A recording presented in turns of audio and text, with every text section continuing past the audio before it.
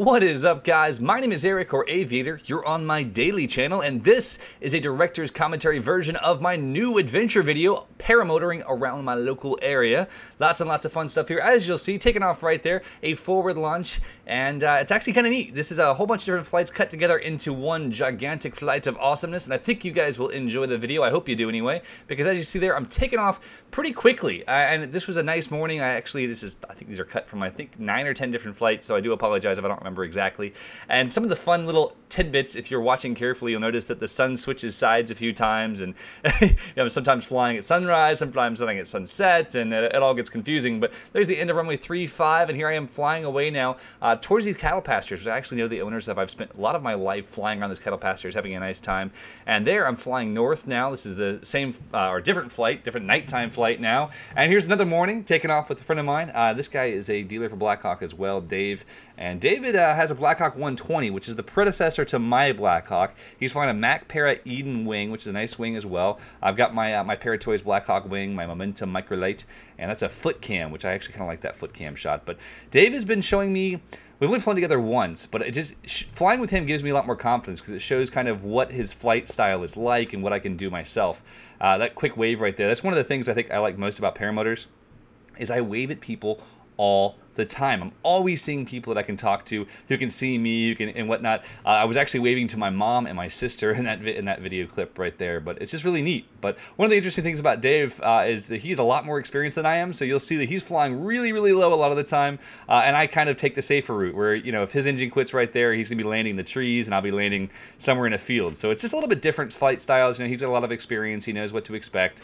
I don't, but right here, it was probably the highlight of my flying up until I was up at Dog Island last week. So this right here, I just thought was absolutely astonishing and amazing. As you can see, all these birds.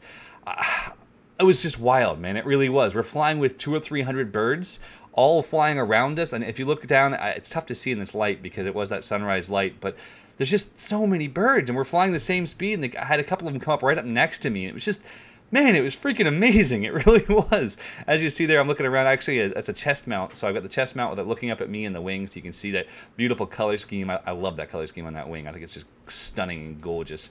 But flying across the little ponds here, looking down, and it's just next level. It's truly freeing. I love doing this. Here's another flight. This is a sunset flight. I'm coming back around to buzz my parents' house and the runway there, and get to kind of show off what this is all about, and I'll show you that in just a moment. But coming across some nice trees there, and some beautiful, more beautiful rivers and lakes and shenanigans. It's just kind of cool. So here's the runway right here. I'm buzzing. My friend Pasquale is a skydive instructor. You'll see him right about now. I just passed him right there. I passed my sister as well, and my feet are actually touching the grass right there. I'm flying right along super low, and here's my sister's house. I'm actually going to fly over her house and wave at her. She's right there in the street.